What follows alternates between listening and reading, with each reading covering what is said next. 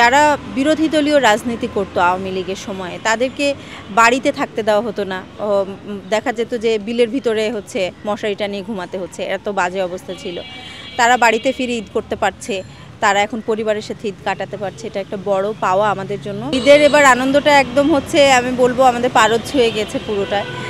আমরা দেখেছি আনন্দ মিছিল বের হয়েছে, যেটা আসলে আগে কখনো আমরা দেখি নাই। মানে জনগণ স্বতঃস্ফূর্তভাবে অংশগ্রহণ করছে, তো এটা খুবই ভালো লেগেছে। অনলাইনে বিভিন্নই দেখেছি, নিউজে দেখেছি, বাড়িতে বসে এটাও বড় একটা আনন্দ দিয়েছে। যার কারণে ঈদের আনন্দটা এবার আমি দেখেছি মানুষ নিজের মন থেকে উদযাপন করছে। সংগঠন প্রতিষ্ঠার পরপরই রমজান চলে আসে, তো রমজানের ভিতরে আমরা বিভিন্ন জায়গায় আমাদের কানেকশন বাড়িয়েছি। আমরা বিভিন্ন ইফতার প্রোগ্রাম করেছি, আমাদের এলাকায় আমরা শহীদ পরিবারে খোঁজ নিয়েছি। পুরো রমজান জুড়ে আমাদের যে সদস্যরা আছেন তারা তাদের কাছাকাছি যত শহীদ পরিবার ছিল প্রত্যেকটা শহীদ পরিবারে তারা ইফতার করেছে এবং ঈদের আনন্দ আমরা দেখেছি ঈদের সময় ভাগাভাগি করে নিয়েছে। এবং ঈদ পরবর্তী সময় আমরা চেষ্টা করছি আমাদের যে সাংগঠনিক কাজ সেটা আরও বিস্তৃত করতে, যেহেতু পুরো বাংলাদেশ নিয়ে আমাদের কাজ করতে হবে।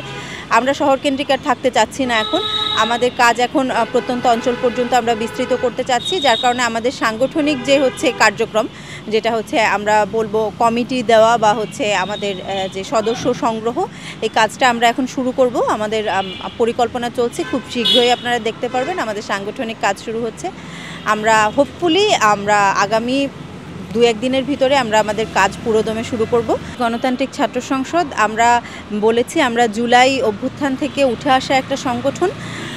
আমরা শুধু যে জুলাই অভ্যুত্থান থেকে উঠে এসেছি এরকম না, আমরা দেশের পুরো একটা ব্যবস্থা সংস্কার চাই, এই ধরনের আমরা মন মানসিকতা নিয়ে কাজ করছি। আমাদের চাওয়াটা শুধু ক্যাম্পাস ভিত্তিক না, আমরা পুরো বাংলাদেশে একটা সংস্কার চাই। যেহেতু দেশের সংস্কার না হলে, শিকড় থেকে যদি সংস্কারটা শুরু না হয়, শিকড়ের যদি উন্নতি না হয়, তাহলে আসলে শাখা প্রশাখার উন্নতি হয়ে কোনো লাভ নাই, আমরা এটা বিশ্বাস করি।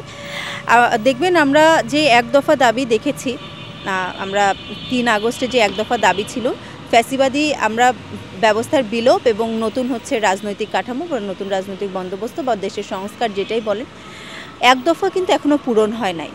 দেখা গিয়েছে ফ্যাসিবাদের ওই মাথাটা চলে গিয়েছে, কিন্তু পুরো যেই ফ্যাসিবাদের যে পুরো বডিটা কিন্তু রয়ে গিয়েছে, পুরো সিস্টেমের ভিতরে এখনও ফ্যাসিবাদ রয়ে গিয়েছে। আমরা সংস্কার চাচ্ছি প্রথমত। আর ডক্টর মোহাম্মদ ইউনূসের সরকারের প্রতি দেখেন, এটা জুলাই অভ্যুত্থানের আমরা দেখেছি যে একটা জনমনের একটা আকাঙ্ক্ষার সরকার।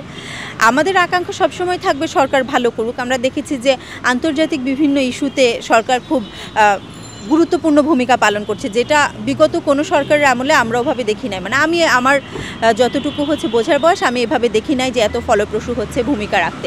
কিন্তু দেখা যায় জাতীয় বিভিন্ন ইস্যুতে ইন্টারিম গভর্নমেন্ট এখনও পর্যন্ত কিন্তু সমস্যা ফেস করছে, যেটা পুরোপুরি বিলুপ্ত করা যায় নাই, পুরোপুরি সমস্যাগুলো সমাধান করা যায় না। জাতীয় ইস্যুতে আমি একটু তাদেরকে বেশি মনোযোগী হতে বলবো। আমরা চাই আগে আমাদের ঘর ঠিক হোক। বাইরের প্রেশারটা আপনারা খুব ভালোভাবে সামলাচ্ছেন, কিন্তু আসলে জাতীয় ইস্যুগুলো যদি সমাধান করা না যায়, তাহলে আমার মনে হয় না যে শুধু বাইরের ইস্যু সমাধান করেই কাজ হবে।